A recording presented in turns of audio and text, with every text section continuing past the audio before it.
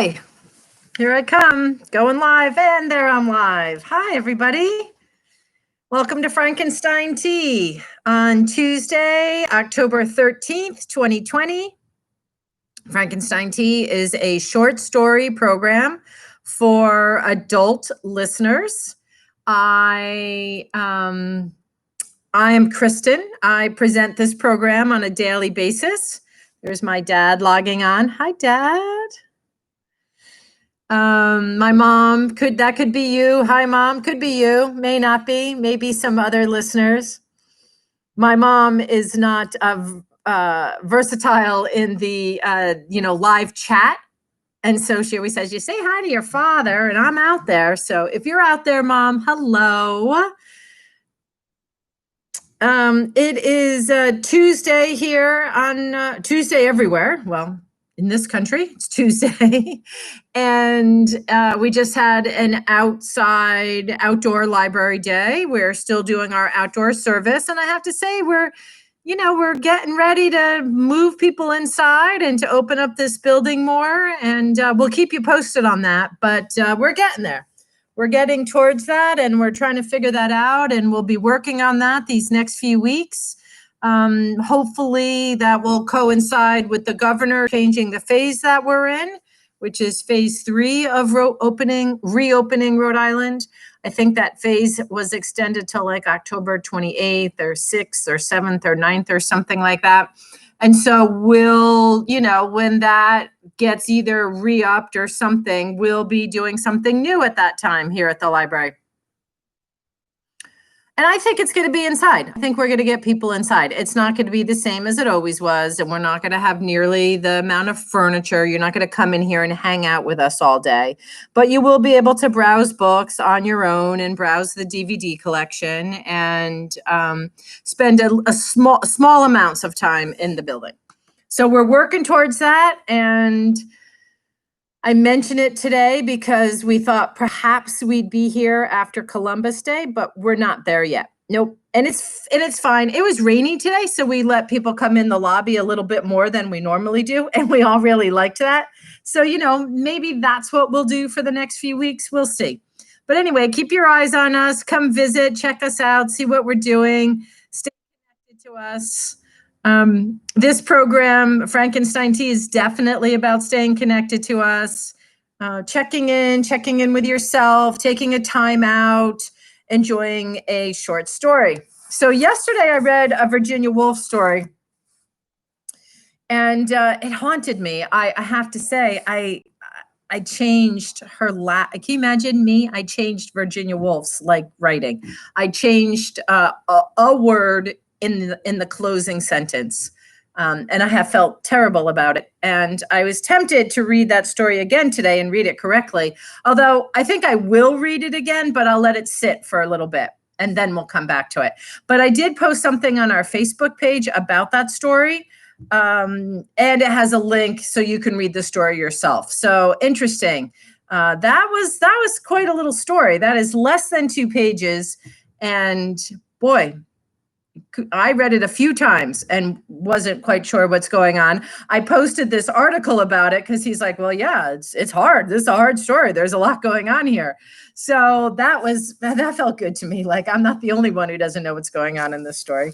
So we'll come back to that. But really, if you listen to the story, head to our Facebook page and check it out. See what it says there. So I thought about rereading that today, but I'm not. I'm going to read something by E.B. White. I haven't read any E.B. White on this program yet. E.B. White, of course, is Charlotte's Web. I'm not reading Charlotte's Web today, but I'm reading a short story. And it's from this book, The Best American Short Stories of the Century.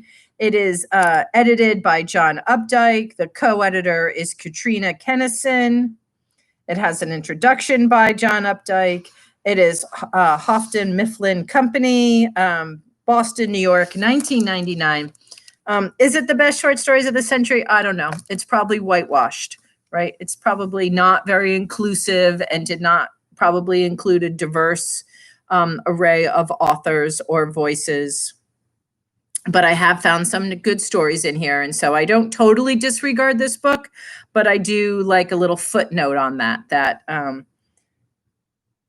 there's probably other voices out there that are not included in this. But for today, we're going to read E.B. White, and it's The Second Tree from the Corner. And so it was a busy weekend, right? We're moving away from Columbus Day. We're moving towards Indigenous People Day. We're moving away from discovering America. We're actually stole it from people. We're as a country and as a people, we're like trying to come to terms with that. So that was going on this weekend. It was World Mental Health Day on Saturday. That was going on. It was National Coming Out Day. Lots of themes for me to choose stories around. Hard to get them all on the day at the right time. I'm home on the weekend. I don't have access to every book in the collection, when I'm home, blah, blah, blah. So anyway, this is a little bit for World Mental Health Day too. I think so. We'll see. Just to know you're not alone, right? We're not alone. Nothing happens in a vacuum. My coworker said that to me the other day. I was talking about a story that we had read, and I was saying, it's really interesting to me. I feel like this is exactly what's happening to my friend. And she said, well, yeah, nothing. That's the point, right? Like, these things happen. They happen to people. They happen to people we know. They happen to us. So here we go. This is from 1948, E.B. White, The Second Tree from the Corner, originally published in The New Yorker. Ever have any bizarre thoughts? Asked the doctor. Mr. Trexler failed to catch the word. What? Failed to catch the word. What kind? He said. Bizarre, repeated the doctor, his voice steady. He watched his patient for any slight change of expression, any wince. It seemed to Trexler that the doctor was not only watching him closely, but was creeping slowly toward him, like a lizard toward a bug. Trexler shoved his chair back an inch and gathered himself for a reply. He was about to say yes, when he realized that if he said yes, the next question would be unanswerable. Bizarre thoughts? Bizarre thoughts? Ever have any bizarre thoughts? What kind of thoughts except bizarre had he had since the age of 2? Trexler felt the time passing, the necessity for an answer. These psychiatrists were busy men, overloaded, not to be kept waiting. The next patient was probably already perched out there in the waiting room, lonely, worried, shifting around on the sofa, his mind stuffed with bizarre thoughts and amorphous fears. Poor bastard, thought Trexler. Out there all alone in this misshapen antechamber, staring at the filing cabinet and wondering whether to tell the doctor about that day on the Madison Avenue bus. Let's see. Bizarre thoughts. Trexler dodged back along the dreadful corridor of the years to see what he could find. He felt the doctor's eyes upon him and knew that time was running out. Don't be so conscientious, he said to himself. If a bizarre thought is indicated here, just reach into the bag and pick anything at all. A man as well supplied with bizarre thoughts as you are should have no difficulty producing one for the record. Trexler darted into the bag, hung for a moment before one of his thoughts, as a hummingbird pauses in the delphinium. No, not that one. He darted to another, the one about the rhesus monkey, paused, considered. No, he said, not that. Trexler knew he must hurry. He had already used up pretty nearly 4 seconds since the question had been put. But it was an impossible situation, just one more lousy, impossible situation, such as he was always getting himself into. When he asked himself, are you going to quit maneuvering yourself into a pocket? He made one more effort. This time he stopped at the asylum, Only the bars were lucite, fluted, retractable. Not here, he said. Not this one. He looked straight at the doctor. No, he said quietly. I never have any bizarre thoughts. The doctor sucked on his pipe, blew a plume of smoke toward the rows of medical books. Trexler's gaze followed the smoke. He managed to make out one of the titles, The Genitourinary System. A bright wave of fear swept cleanly over him, and he winced under the first pain of kidney stones. He remembered when he was a child, the first time he ever entered a doctor's office, sneaking a look at the titles of the books and the flush of fear, the shirt wet under the arms, the books on TB, the sudden knowledge that he was in the advanced stages of consumption, the quick vision of the hemorrhage. Trexler sighed wearily. 40 years, he thought, and I still get thrown by the title of a medical book. 40 years, and I still can't stay on life's little bucky horse. No wonder I'm sitting here in this dreary joint at the end of this woebegone afternoon, lying about my bizarre thoughts to a doctor who looks, come to think of it, rather tired. The session dragged on. After about 20 minutes, the doctor rose and knocked his pipe out. Trexler got up, knocked the ashes out of his brain, and waited. The doctor smiled warmly and stuck out his hand. There's nothing the matter with you. You're just scared. Want to know how I know you're scared? How? Asked Trexler. Look at the chair you've been sitting in. See how it was moved back away from my desk? You keep inching away from me while I ask you questions. That means you're scared. Does it? Said Trexler, faking a grin. Yeah, I suppose it does. They finished shaking hands. Trexler turned and walked out uncertainly along the passage, then into the waiting room and out past the next patient. A ruddy, pinstriped man who was seated on the sofa, twirling his hat nervously and staring straight ahead at the files. Poor frightened guy, thought Trexler. He's probably read in the Times that one American male out of every two is going to die of heart disease by 12 o'clock next Thursday. It says that in the paper almost every morning. And he's also probably thinking about that day on the Madison Avenue bus.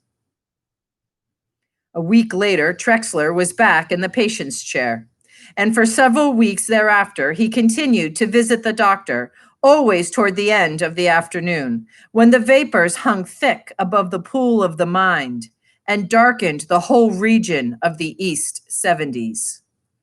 He felt no better as time went on, and he found it impossible to work. He discovered that the visits were becoming routine, and that although the routine was one to which he certainly did not look forward, at least he could accept it with cool resignation, as once, years ago, he had accepted a long spell with a dentist who had settled down to a steady fooling with a couple of dead teeth. The visits, moreover, were now assuming a pattern recognizable to the patient. Each session would begin with a resume of symptoms: dizziness in the streets, the constricting pain in the back of the neck, the apprehensions, the tightness of the scalp, the inability to concentrate, the despondency and the melancholy times, the feeling of pressure and tension, the anger at not being able to work, the anxiety over work not done, the gas on the stomach. Dullest set of neurotic symptoms in the world, Trexler would think, as he obediently trudged back over them for the doctor's benefit. And then, having listened attentively to the recital, the doctor would spring his question. Have you ever found anything that gives you relief? And Trexler would answer, yes, a drink. And the doctor would nod his head knowingly. As he became familiar with the pattern, Trexler found that he increasingly tended to identify himself with the doctor. transferring himself into the doctor's seat. Probably, he thought, some rather slick form of escapism. At any rate, it was nothing new for Trexler to identify himself with other people. Whenever he got into a cab, he instantly became the driver, saw everything from the hackman's angle, and the reaching over with the right hand, the nudging of the flag, the pushing it down, all the way down along the side of the meter, saw everything, traffic, fare, everything, through the eyes of Anthony Rocco or Isidore Friedman or Matthew Scott. In a barber shop, Trexler was the barber, his fingers curled around the comb, his hand on the tonic. Perfectly natural, then, that Trexler should soon be occupying the doctor's chair, asking the questions, waiting for the answers. He got quite interested in the doctor in this way. He liked him, and he found him not too difficult patient. It was on the fifth visit, about halfway through, that the doctor turned to Trexler and said suddenly, "What do you want?" He gave the word want special emphasis. "I don't know," replied Trexler uneasily. "I guess nobody knows the answer to that one." "Sure they do," replied the doctor. "Do you know what you want?" asked Trexler narrowly. "Certainly," said the doctor. Trexler noticed that at this point the doctor's chair slid slightly backward, away from him. Trexler stifled a small internal smile. "Scared as a rabbit," he said to himself. "Look at him scoot." "What do you want?" continued Trexler, pressing his advantage, pressing it hard. The doctor glided back another inch away from his inquisitor. "I want a wing on the small house I own in Westport. I want more money and more leisure to do the things I want to do." Trexler was just about to say, "And what are those things you want to do, doctor?" when he caught himself. Better not go too far, he mused. Better not lose possession of the ball. And besides, he thought, what the hell goes on here anyway? Me paying $15 a throw for these seances and then doing the work myself, asking the questions, weighing the answers? So he wants a new wing. There's a fine piece of theatrical gauze for you, a new wing. Trexler settled down again and resumed the role of patient for the rest of the visit. It ended on a kindly, friendly note. The doctor reassured him that his fears were the cause of his sickness and that his fears were unsubstantial. They shook hands, smiling. Trexler walked dizzily through the empty waiting room, and the doctor followed along to let him out. It was late. The secretary had shut up shop and gone home. Another day over the dam. "Goodbye," said Trexler. He stepped into the street, turned west toward Madison, and thought of the doctor all alone there, after hours, in that desolate hole, a man who worked longer hours than his secretary. Poor, scared, overworked bastard, thought Trexler. And that new wing. It was an evening of clearing weather, the park showing green and desirable in the distance, the last daylight applying a high lacquer to the brick and brownstone walls and giving the street scene a luminous and intoxicating splendor. Trexler meditated as he walked on what he wanted. "What do you want?" he heard again. Trexler knew what he wanted and what, in general, all men wanted. And he was glad, in a way, that it was both inexpressible and unattainable, and that it wasn't a wing. He was satisfied to remember that it was deep, formless, enduring, and impossible of fulfillment, and that it made men sick, and that when you sauntered along Third Avenue and looked through the doorways into the dim saloons, you could sometimes pick out from the unregenerate ranks the ones who had not forgotten, gazing steadily into the bottoms of the glasses on the long chance that they could get another little peek at it.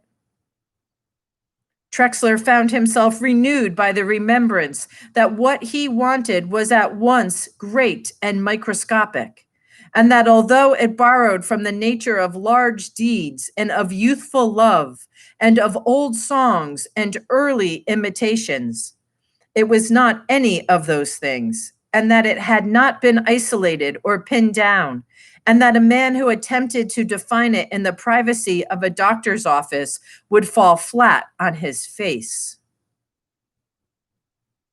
Trexler felt invigorated. Suddenly, his sickness seemed health, his dizziness, stability.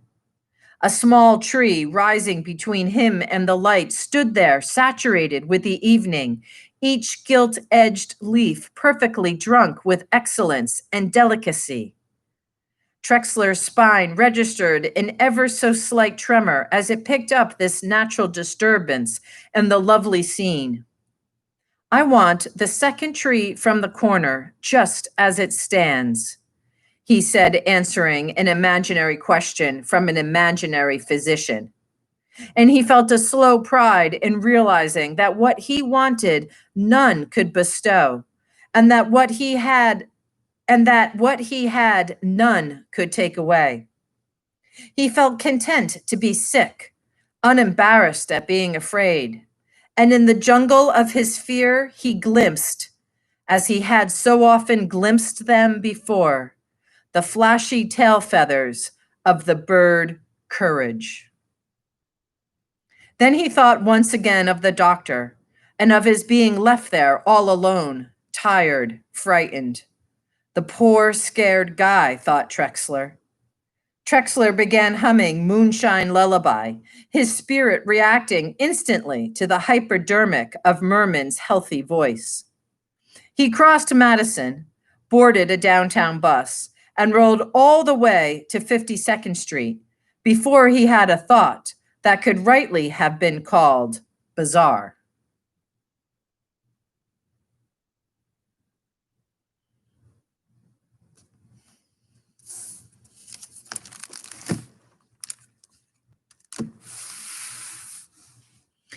E.B. White.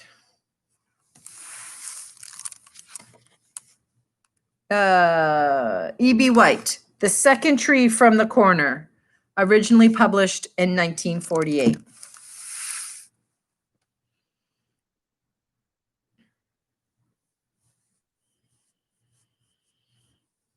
All right. Think about that for this afternoon. I'm still stuck on that. I changed Virginia Woolf's words in her last sentence. Oh, I don't know what came over me. It's a small change. I'm not going to revisit it with you now, but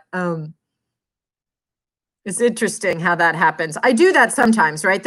I get going when I'm reading and I don't see it right. I don't hear it right.